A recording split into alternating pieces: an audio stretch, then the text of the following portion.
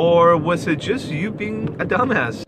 Is your system supporting your business reliable enough to make sure that you don't forget stuff like that? That is the real success.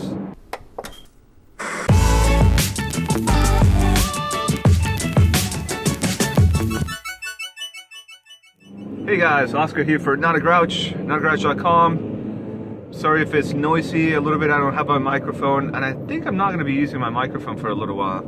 Well, let me tell you a little bit about what I want to talk about, and then maybe I'll explain why the microphone situation. But what I want to talk about today is failure and recovery. It happens to all of us. Well, the failure part happens to all of us, but the recovery part is trickier. So that's what I want to get into today for just a few minutes as I go to have lunch with my friend. And what inspired this little talk today was I was recently featured on an interview with Lee. Her name is Lee Lin. She heads the amazing CEO Immigrant School, which means she will help immigrants that are coming to the United States to succeed as entrepreneurs or even to get better jobs, because she decodes the system basically for them. Because coming from another country, no matter how highly educated you may be, it's a daunting process, and there's a lot of stuff that can prevent an immigrant from succeeding, and it's not because of skill or execution of said skill, but is the ins and outs of a system. So Lee talks to people like me and other entrepreneurs to get their takes and insights about stuff like that. So part of every entrepreneur's journey is failure. My journey, and every person I know that I either look up to, admire, or have learned from because they are successful today, is riddled with little failures, sometimes huge failures. And so what I want to talk about today is the recovery of that failure. It is given that you're going to fail, you're going to stumble, you're going to make mistakes, you're going to blow it. No matter what you think you can be perfect, you think that you can plan everything and prepare for everything, but the reality is that you can't, and something's going to go wrong. The key is being able to get up from a failure and keep going. Getting up and moving on with your life is one thing, but to get back on the saddle, to go get what you want, is the most important thing that you can do as an entrepreneur, yet it's one of the most difficult ones. And sometimes one failure crushes an entire business. It crushes you personally, down in your soul, in your gut. You feel like you're worthless, useless. You feel like whatever you're doing is not working. And many times it's our own doing that causes such a failure. For example, not calling a client back when you're supposed to. I've done that. Not finishing something on time. I've done that. Serving something incomplete. I've done that. Those are all preventable causes of failure. I should have known better. I should have done better. I should have planned better. Taking a lesson and then trying to fix that in a future instance and moving on without beating yourself up, that is the real success in a failure. So I want you to think about that. Next time you cause a failure in your business or in your project, first you have to realize why that failure happened. Was it something you did that could have been prevented? Was it something you did that created a problem due to lack of knowledge? Or was it just you being a dumbass, as I've been on many times before? You need to analyze that and determine which one it is, and then just fix it. If you fail to call the client back as I did, why? Was it because you were being distracted? Did you forget? Did you not put it in your calendar? Is your system supporting your business reliable enough to make sure that you don't forget stuff like that? Were you afraid of talking to the client because you hadn't finished the project or something like that? There's many reasons why that could happen to you. Next time, just make sure that issue is out of the way and you address it. And you should also know that you've made that mistake before.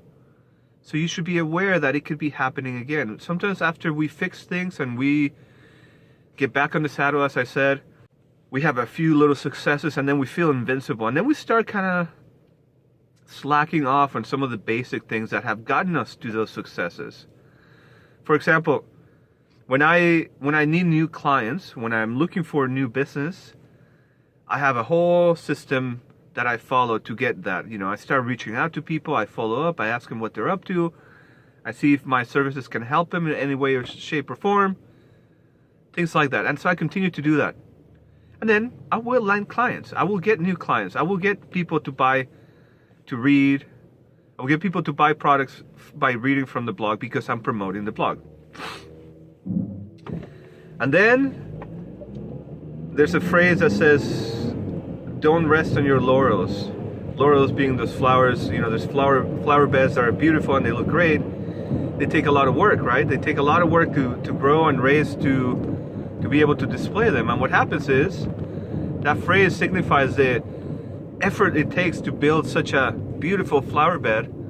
And then we forget about all the effort it took because we're enjoying the fruits of the labor. And then we forget that we still have to fertilize the dirt, we still have to water the plants, we still have to keep all the plants healthy and stuff. And then we most certainly are not supposed to lay down on them and crush them.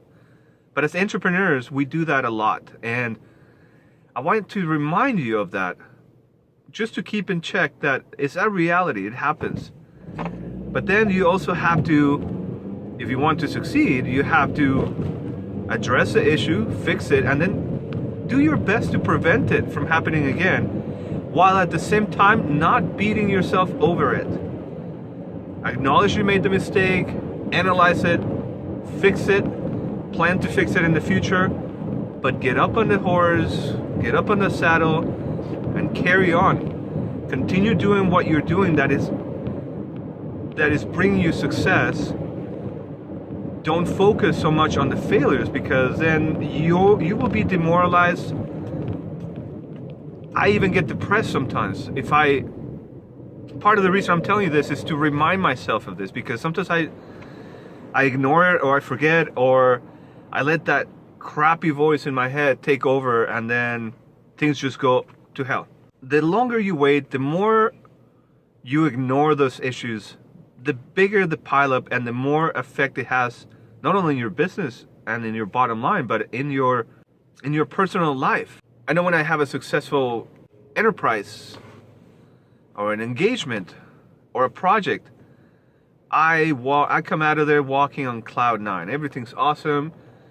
Relationships with my friends, my family, all my loved ones, my students, my mentors, all those relationships become uplifted. Why? Because I'm in a happy, joyful, nothing can take me down kind of mood.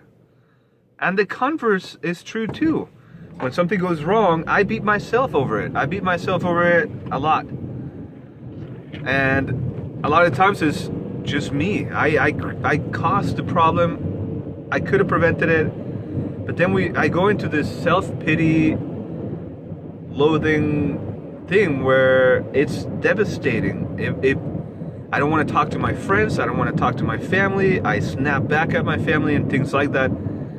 And in the back of my mind, as it's happening, I know why it's happening. I know that I could have prevented it, and that just builds up more negativity on me, because as I'm telling you, I know I could have prevented it, but I didn't. That's a whole nother reason as to why we don't do things that we should do and why we do things we're not supposed to do, and I'll try to get into that later. But just wanted to remind you today to not beat yourself over failures that you cause, even those that are not caused by you. They happen. You just analyze what happened, try to fix it, be aware of it, and move on. That's the best thing I can tell you.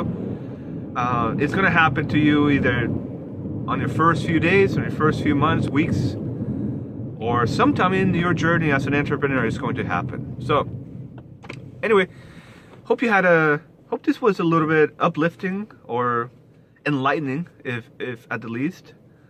Hopefully you have been working on your own business and you can relate to this a little bit. I know you've been listening to me for a while and I appreciate your time. I appreciate you following me. Thanks again. If you like this, please give me a thumbs up. If you by some chance are new around here, don't forget to subscribe to my channel. I have a lot more coming for you. And until next video, have a beautiful day. Talk to you later.